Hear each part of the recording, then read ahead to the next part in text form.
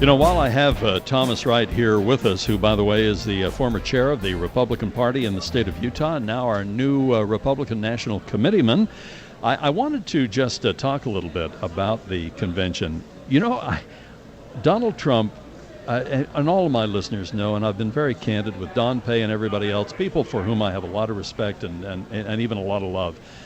They are supporting Donald Trump. I'm having serious heartburn, as many people are, including Governor Kasich. Yesterday, we listened to his speech over the Rock and Roll Hall of Fame, including former Governor Romney, who is having heartburn. It'll be interesting to see if Ted Cruz, later on today, actually within his speech indicates a vote for or an endorsement for how he words whatever it's going to be. But as I anticipate Donald Trump's speech tomorrow, I think he's got some real tough acts to follow, and they're coming from his own family. Donald Trump Jr. last night, I thought he did a great job. Oh, he was amazing. I thought he had a lot of great points. I think he was on message. He had a great delivery. He really energized people, and it was fantastic. And so, yeah, I mean, I think these great speeches by Donald Trump's children are a reflection on him. I mean, good for him. I mean, raising children is a difficult undertaking. I have them, you have them. And when they come forward and they're, you know, he's a father of 5 children. I know. I mean, that's not something that just happens to somebody. Who said that? I mean, Ralph Reed yesterday said that he was never much of a fan of Donald Trump. Actually was a little dubious and skeptical of Donald Trump. He had dinner one night with Ivanka, and he said she was so impressive and so lovely that as he walked away from the table, I believe he said this to his wife, he said, you know, I may have to rethink Donald Trump, just based on the fine children that he has. I want to listen to this one part. This kind of got to me a little bit. Donald Trump Jr., he talked about how his father reacted when somebody says this can't be done. I've seen it time and time again, that look in his eyes when someone says it can't be done. I saw that look a little over a year ago when he was told he couldn't possibly succeed in politics. Yes, he did. Yeah, boy, no kidding. And I was one of those people. You know, about this time last year and even a little later in the year, I was asked by our morning team on Channel 5, well, what about this Donald Trump guy? I said, not a prayer. I said, he's the P.T. Barnum of politics. It'll be entertaining, but there's no way in the world he will be the Republican nominee. And people a whole lot smarter than me agreed.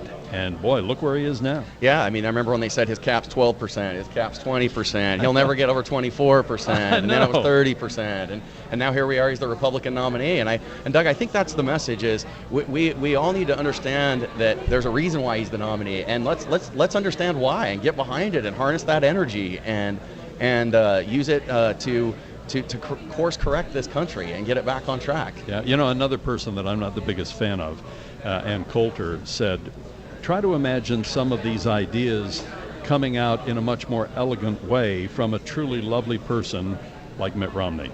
Now, some of the things I could never imagine coming out of the mouth of Mitt Romney, honestly, but I get what she's saying. Trump, for many of us, the vulgarity, the profanity, the promiscuity even that has been bragged about, some of the things that are so deeply troubling to some of us, the bombast, it's a little hard to get over. And some of the things, honestly, Thomas, you know, you and I are good enough friends, and I'm very candid with my listeners, I still don't. I just can't imagine voting for Donald Trump. But yet, there is something there. He has tapped into, but I've seen other leaders tap into an anger. Mitt Romney talked about this. I've seen others go down this road. I've seen others go down a darker path. I've seen others go down blaming others and placing blame, and it didn't end well. I have to believe in this country. This is one of the things I love about Donald Trump. I have to believe in this country that somebody, anybody, a non-career politician, a non-elected official, can wake up one morning and say, I'm going to run for president of the United States, or I'm going to run to be governor of the state of Utah, or I'm going to run to be a United States senator, or I'm going to run to be mayor of my city, or a city councilman. I have to believe that those people can win. And Donald Trump has shown us that that can happen. And that's a positive message from his campaign. Are you comfortable voting for Donald Trump? I mean, really comfortable. I know you. Yeah, I'm comfortable voting for Donald Trump because I think we need a country that can produce results, Doug. We've got to find a way to produce results. If we continue to vote idealistically for candidates who say the right things and are perfect on paper and they can't produce anything, that isn't going to get us anywhere. And this is a man who's produced a lot of results in his life.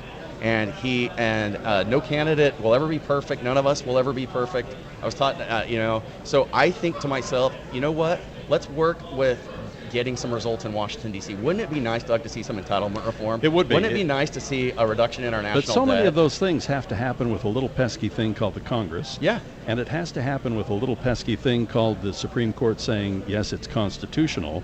And by the way, the Supreme Court is a real concern for me. And that's one of the reasons that I say, yes, I am comfortable voting for him, because at the end of the day, Doug, if Hillary Clinton is elected president, we will not have a conservative ruling from the U.S. Supreme Court in our lifetime and our kids' lifetime. And so, that's a major concern for me, because there's so much legislation done from the bench for right or wrong. We need judges that enforce the rule of law and aren't creating law, which is what's happened under President Obama's watch. Yeah, and what's interesting is many of those judges that have been accused of making law were appointed by Republicans, including John Roberts. And you look at the Affordable Care Act and things of that nature. So I don't know how just flat out guaranteed we're going to be. I had some very prominent, and I don't have permission to mention the name, very prominent Republican in Utah say, I don't know what I'm going to do, but I do know Hillary Clinton. I don't know Donald Trump. Yeah, but what we know about Hillary Clinton isn't all that great. Believe me, you don't need to convert me on Hillary Clinton. I have never been a fan of Hillary Clinton, so don't think I've gone to the dark side here, but boy, I'll tell you, I've never seen a choice like I have right now. Yeah, but I think you have to respect the fact that he has won a record number of primary voters. People have voted for him. There's something there that people, I think it's a message to Washington, D.C. Are you trying to convert me, Thomas? Sure, Doug.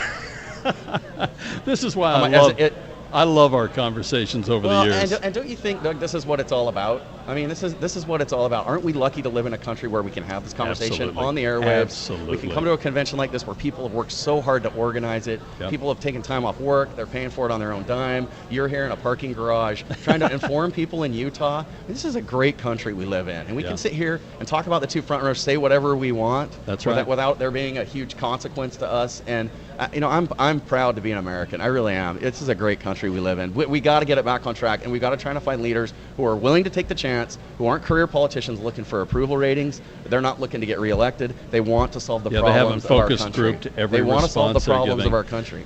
Quick question. James Evans last night said that Donald Trump was going to get overwhelming support in the reddest state in the union, that he was going to clean up. Is he? Utah, when I was chairman in 2012, we had a little friendly internal legal wager with the chairman around the state, and Utah was the most Republican state. Mitt Romney got the highest percentage in Utah, just barely from Oklahoma. Right. Actually, Idaho claimed to be the most Republican state during the roll call. I think Utah will vote for Donald Trump because he is the most conservative person in the race, and Utah's a conservative state, and when they look at the records of these two candidates, they're going to say, hey, this is a guy that can turn this country around. I really think he's going to surprise a lot of people by getting results in Washington, D.C. We haven't been able to do it. We can't have a third term of Hillary Clinton. Barack Obama by electing Hillary Clinton. Thomas, I always appreciate our conversations. Thanks so much here with you, Doug. for being a great friend, and congratulations on being our new Republican National Committeeman. Thanks. Thank you. Out of I'm Utah. honored to represent Utah.